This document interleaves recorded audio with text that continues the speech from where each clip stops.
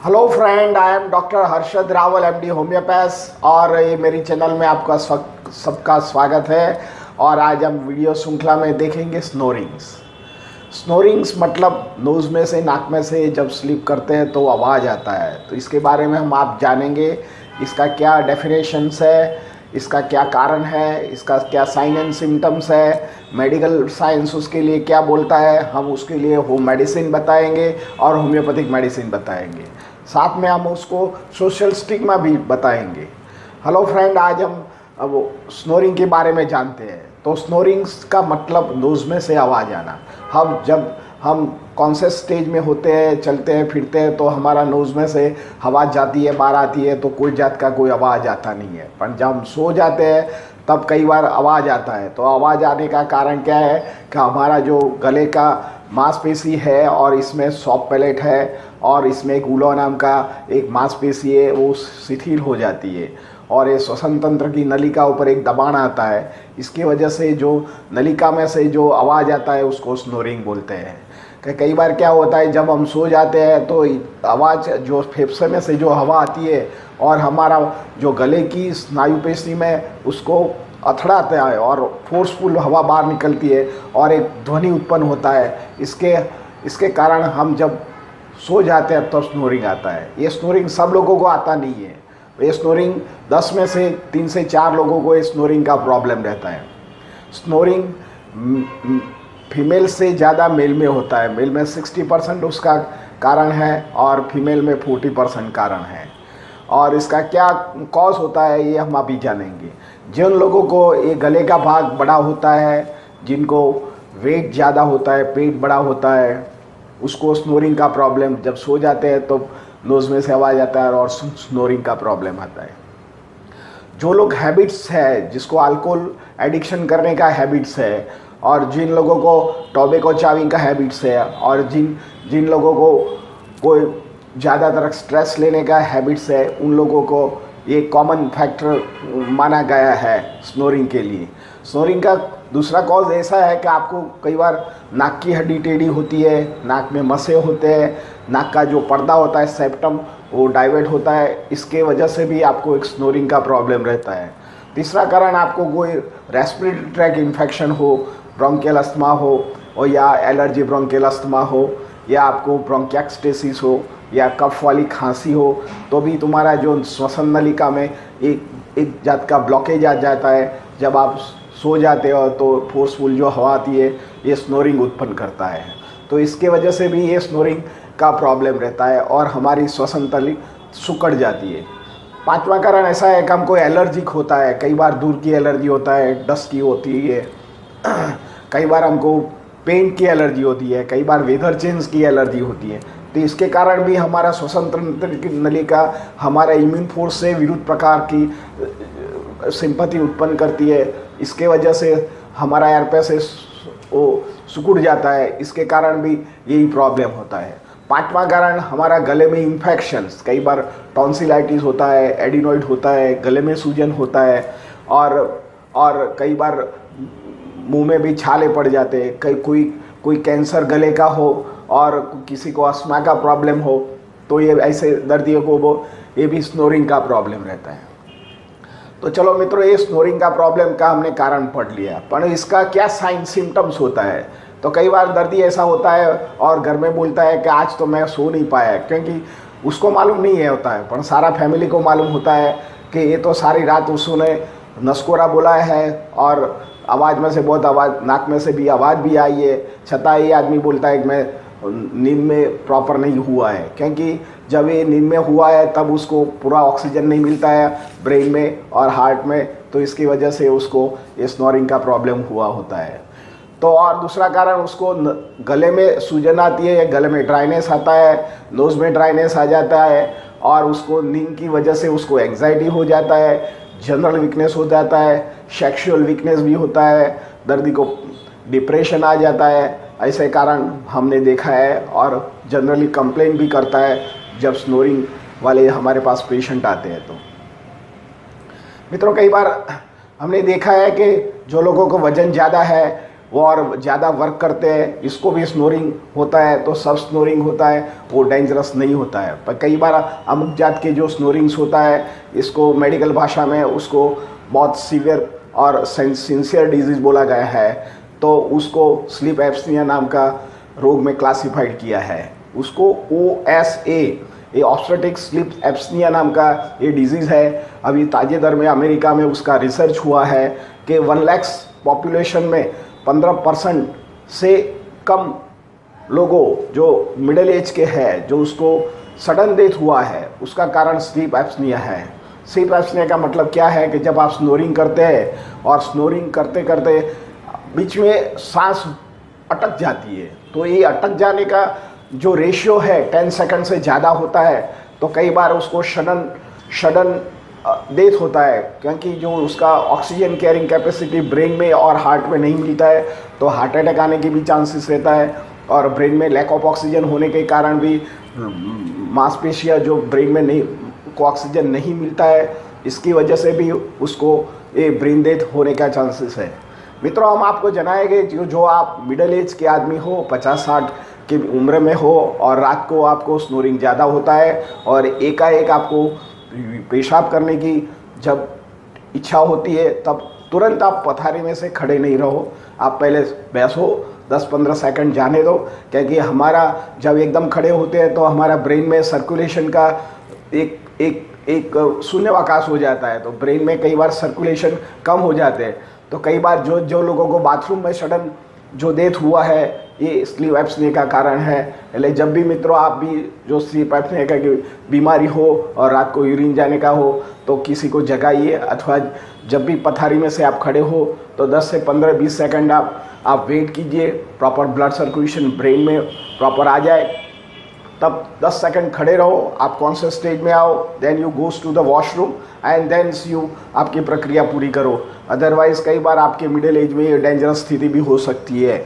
इसी कारण ऐसा नहीं होता है कि हेल्दी पर्सन को नहीं होता है। अभी हमने देखा है कि हेल्दी पर्सन होता है, जो एथलेटिक्स भी होता है, वो सिर्फ के बीमारी के कारण उसको यही प्रॉब्लम होता है। मेडिकल साइंस इसके लिए कोई मेडिसिन नहीं है, पर वो लोग CPAP नाम का एक डिवाइस उन्होंने बनाया है। जब आदमी सो जाता है तब उसको लगाता है, तो जो स्लीप एप्सनिया में जो तुम्हारा जो श्वसन तंत्र नलिका को जो दबान आता है, जो शिथिलीकरण जो हमारी मांसपेशी में रहता है, ये नहीं रहता है और एयर पैसेज खुला रहता है। पर मित्रों, ये इतना कॉस्टली है कि सामान्य व्यक्ति को इसके पहुंच के बाहर होता है, और जब लगाने से हर रोज़ आप हैबिचुएट नहीं होते हैं, आप जब पड़खा चेंज करते हैं तो ये सेटअप नहीं होता है और आपकी नींद भी बिगड़ती है और आपको ये डिजीज़ में से एक क्योर नहीं है। और मित्रों, आज की हम श्रृंखला में हम आपको होम मेडिसिन भी बताएंगे और होम्योपैथिक मेडिसिन भी बताएंगे। तो सबसे पहले होम मेडिसिन आप जान लो। तो होम मेडिसिन में आपको जो घर में गाय का घी शुद्ध मिले, तो गाय का घी सहज गर्म करके when you going to sleep, तो 2-2 बूंद दो नोस्ट्रिक में अंदर डाल दो, और जैसे डालो ऐसा शक कर दो। शक करने से ये जो गाय का घी का जो ड्रॉप्स है, ये तुम्हारे नोज़ल ड्रैप में चली जाएगी, तो नोज़ल ड्रैप में जो ड्राइनेस आया हुआ है ये स्मूदर कर देगा। और घी इज़ एंटीसेप्टिक, यहाँ कहीं भी सुझाव हो और या इन्फ्लेमेशंस हो, तो धीरे धीरे करके ये हमारा लाइनअप सेल्स को करता है, तो हमारा जो स्नोरिंग है धीरे धीरे बंद हो जाता है। मित्रों, ये करने के लिए आपको 1-2 दिन नहीं, 6-7 महीना, 8 महीना, 10 महीना, 12 महीना करो, तो आपको जो श्वसन तंत्रिका नलिका के कारण जो आपको ये प्रॉब्लम आया हुआ है स्नोरिंग का, और तो ये रीएस्टाब्लिश कर सकता है। सेकंड थिंग, आपको जो नोज ब्लॉक हो जाता है, तो इसके लिए आप रात को एक तपेली में पानी गर्म करो, इसमें चाय पत्ती, ब्लैक चाय पत्ती इसमें डालिए, और इसके साथ आप अजवाइन का थोड़ा पाउडर बना के इसमें डाल दो और उसको बॉईल करो। ये बॉइल्ड आपके एक तपेली में करके उसकी स्टीम लो। स्टीम कैसे लेने का है? नाक से लेने का है, मुंह से निकालने का है, नाक से लेने का है, मुंह से निकालने का है। थोड़ा नाक में से मटेरियल आए तो घबराओ मत, ये तुम्हारा मटेरियल है। इसमें से लैक्रिमेशन आए तो डोंट वरी, ये जो कोल्ड होता है, लैक्रिमेशन होता है, वो निकल जाएगा, तो आपका एयर पैसेज भी क्लियर हो जाएगा। ये प्रयोग जो लोग अस्थमा के शिकारी है और एलर्जी ब्रोंकियल अस्थमा के जो दर्दी है ये भी करेगा, तो उसको आज सारी रात जो उसको ब्रोंकियल अस्थमा का जो अटैक आता है ये भी ठीक कर सकता है। तीसरा कारण, जब भी आप दिन में एलर्जी का लिए जो आपका नोज ब्लॉक हो जाता है तो थोड़ा कैस्टर ऑयल का थोड़ा हाथ में लेके दोनों नलिका में अंदर डाल दो, तो तुम्हारा जो एयर पैसेज है स्मूदर रहेगा और अच्छा रहेगा। कई बार गले में सूजन होने के कारण भी आपको ये प्रॉब्लम रहता है स्लीप एप्निया का, या तो इसके लिए आपको रात को जब सो जाओ तो एक कप दूध लो, ये दूध में आधी चम्मच से भी कम मात्रा में हल्दी लो, इसमें थोड़ा सॉल्ट डालो। जो आपको बीपी की बीमारी हो और या आपको ये तकलीफ रहती हो तो आप सिंधव लूण, जो उसको ब्लैक सॉल्ट बोलते हैं, जो खड़क का सॉल्ट होता है, ये पिंच ऑफ सॉल्ट लेके थोड़ा गर्म करके धीरे धीरे पीजिए, कि जैसे तुम्हारा गले में उसको थोड़ा रुक करके अंदर जाने दो, तो गले में जो इन्फेक्शन है ये जो हमारा टर्मरिक पाउडर है वो अच्छा करता है और हीलिंग करता है। मित्रों, ये तुम्हारा जो बॉडी वेट है ये भी कोई कारण है, तो धीरे धीरे आप एक टारगेट रखिए, एकदम एग्रेसिव नहीं हुए। टारगेट रखिए कि महीने में मेरे को 1 से 1.5 किलो वज़न घटाने का है, तो धीरे धीरे आप प्रयत्न कीजिए। वज़न आपने बढ़ाया है तो वज़न आप घट सकता है, और इसके लिए थोड़ा वॉक करो, प्राणायाम करो, योगा करो, तो ये धीरे धीरे तुम्हारा जो बॉडी मास है, ओबेसिटी है, मसल्स मास इंडेक्स है, ये कम हो जाएगा। और आपका जो इसका जो फिजियोलॉजिकल प्रेशर हमारे जो ट्रेकिया पर पड़ता है और हमारे जो गले की आंतरिक मांसपेशी पर पड़ता है, तो ये स्टेबल हो जाएगा और आपका स्नोरिंग्स नहीं बनेगा। मित्रों, आपको जो भी कई बार इंडाइजेशन की वजह से कि वायु की वजह से हो जाता है स्नोरिंग, तो क्या हम सो जाते हैं तो जो वायु ऊर्ध्व आता है, तो इसके वजह से भी हमारा जो गले का मांसपेशी है इसमें भी सूजन आ जाता है, रुकावट आ जाता है, तो कई बार छाती में विष आ जाता है, गले में भी विष आ जाता है। तो इसके लिए शाम का वक्त जो आपका भोजन है, डिनर है, थोड़ा लाइट कर दीजिए। लाइट करने का मतलब नहीं खाना ऐसा नहीं है, पर लाइट का मतलब ऐसा है कि 30% आप लेस क्वांटिटी में खाना खाइए, और खाना खाने के बाद तुरंत आप स्लीप मत कीजिए। 2-3 घंटे आप खाने के बाद का टाइम रखिए, तो आपका जो खुराक है पाचन हो जाएगा, आपकी होजरी थोड़ा अंदर फूड नहीं होएगा, तो आपका स्नोरिंग का प्रॉब्लम धीरे धीरे कम हो जाएगा। मित्रों, आपको ये तो हमने आपको होम मेडिसिन बताया है। कई बार हमारा फ्रेंड्स सर्कल बोलता है कि आप डॉक्टर जब भी आपके वीडियो में आप होम मेडिसिन क्यों बताते हैं, because you are the homoeopath. मित्रों, मैंने मेरी 35 साल की एक्सपर्टाइज होम्योपैथिक में किया है, और इसके साथ जब मैं किसी दर्दी को होम मेडिसिन बताता हूँ तो जो मेरी होम्योपैथिक दवा है इसका एक्सेलरेशन फास्ट होता है और पेशेंट को क्योरिंग रेट ज़्यादा बढ़ता है। और कई बार पेशेंट होम्योपैथिक छोड़ देता है, पर जो होम मेडिसिन भी करता है तो पेशेंट को बेटर रहता है। हमारा और मेरा मोटा, मेरी चैनल और मेरा जो स्टाफ है, सबका हमारा मोटो ऐसा है कि हमारा दर्दी कैसे भी तरह अच्छा होना चाहिए। हमारे पास आए या हमारा वीडियो देख के भी जो हमारा थोड़ा भी इसमें से कंटेंट लेके जो आप उसको हेल्थ के लिए काम करेगा तो ये इसके लिए बेटर रहेगा। मित्रों, आज हम होम्योपैथी के बारे में हम बताएंगे। तो सबसे पहले लोबेलिया माइनोरा नाम की जो दवा है वो 6x6 पोटेंसी में लेने का है। ये जो गले की मांसपेशी वीक हो गई है इसके लिए बहुत अमोघ मेडिसिन है। ये दवा 6 पोटेंसी में लीजिए और लंबे वक्त तक लीजिए तो आपको। दूसरी दवा है कॉफिया कूड़ा। जो व्यक्ति को स्ट्रेस रहता है, टेंशन रहता है और रात को सो जाता है पर उसे मन से सो नहीं जाता है, क्योंकि उसको दिन भर का जो स्ट्रेस होता है रात में भी वही फिल्म चलती है, जो काम का हो और किसने बोलने में ऐसा हुआ है, शॉर्ट टेम्पर्ड होता है, तो रात को नींद के टाइम सब थॉट आते हैं और वो स्लीपी बट कैनॉट स्लीप, तो इसके वजह से उसको स्नोरिंग होता है स्ट्रेस की वजह से। तो कॉफिया कूड़ा is a great medicine. 30 potency में कॉफिया कूड़ा इज प्रिपेयर्ड फ्रॉम कॉफ़ी। એટલે मैं कॉफ़ी पीने को मना करता हूँ, पर ये दवा होती है कॉफिया कूड़ा।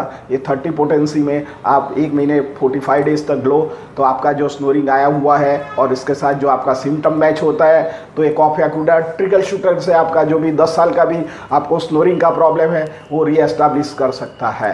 Third thing he is opium.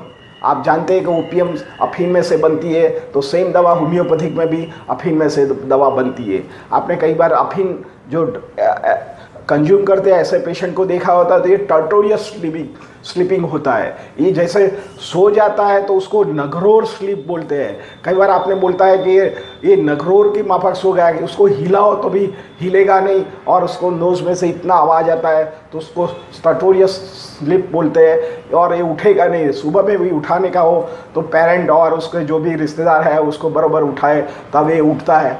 तो ऐसे जो पेशेंट आपको मालूम हुए तो ओपियम नाम की दवा 30 पोटेंसी में लीजिए। मैं आपको लो पोटेंसी में इसलिए बताता हूँ कि you are not a doctor, तो यू सेड ट्रीट करते हो तो 30 पोटेंसी में लीजिए। तो कई बार क्या होता है, उसका विड्रॉन सिम्टम आए तो ये तुरंत एस्टैब्लिश और एंटीडोट कर सकते हैं। क्योंकि सब वीडियो वाले जो पेशेंट होते हैं हम उसको गाइडलाइन नहीं दे सकते हैं, पर सेल्फ ट्रीट करने के लिए ये 30 पोटेंसी से ज़्यादा यूज़ नहीं करें। चौथा मेडिसिन है जिसको नोज ने अंदर नेज़ल पॉलिप्स हो जाता है, और नेज़ल पॉलिप्स की वजह से हमारा एयर पैसेज वो सुखड़ जाता है। सुखड़ जाने के कारण जब भी हम सो जाते हैं, जब भी हम, तो हमारा जो फेफड़ा की हवा बाहर आती है, तो ये नोज़ का जो डायमीटर है नॉर्मल से छोटा होता है, तो एक आवाज़ आता है, एक ध्वनि उत्पन्न होता है। इसके वजह से हम इरिटेटिंग हो जाते हैं। तो इसके लिए पल्सेटिला दवा बहुत उपयोगी है और ये सब लोग 30 पोटेंसी में सुबह दोपहर शाम को ले सकते हैं। कई बार आपको बच्चों में भी ये पाया गया है कि बच्चों का कैचिंग कोल्ड इजीली रहता है, बच्चों को बार बार सर्दी खांसी हो जाती है। तो ऐसे कारण में बच्चों में चाइना नाम की जो दवा है 30 पोटेंसी में, ये 5-5 गोली सुबह दोपहर शाम को लेने से अच्छा हो जाता है। जिसको बार बार गले के प्रॉब्लम हो और साइनस का प्रॉब्लम हो और स्नीजिंग रहता हो और रात को जब सो जाए तो नाक ब्लॉक हो जाता है, तब उसको काली बीज नाम की जो दवा है 30 पोटेंसी में, ये दवा लेने से दर्द को ठीक हो जाता है। मित्रों, हमने आपको होम्योपैथिक दवा बताया, इसके कारण आपको सोशल स्टिग्मा भी है ये डिजीज़ के बारे में। तो ये मैं माइथस बताता हूँ कि जो फैमिली को ये जो स्नोरिंग्स होता है तो इसका पार्टनर को बहुत प्रॉब्लम होता है, क्योंकि हम रात को सोते हैं तो हमारा को आराम मिलना चाहिए। तो कई बार पार्टनर को बाजू में उसका पार्टनर को स्नोरिंग होता है तो डिस्टर्ब होता है। तो कई बार घर में छोटा मोटा नॉक नूज भी होता है, तो इसके कारण आप जो होम्योपैथिक दवा लोगे तो ठीक हो सकता है। मित्रों, ऐसे कारण जो भी आपका पार्टनर का स्नोरिंग होता है तो उसका दूसरा पार्टनर एक अच्छी तरह चींटी लगाए और प्रेम से बोले कि पतिदेव आप ज़रा चेंज करो आपकी पोजीशन, तो स्नोरिंग नहीं बढ़ेगा। ये तो मैंने आपके एक हंसी मजाक की बात किया। मित्रों, ये हमारा वीडियो आपको अच्छा लगा हो तो ज़रूर शेयर कीजिए और वीडियो को लाइक कर दीजिए। Thank you very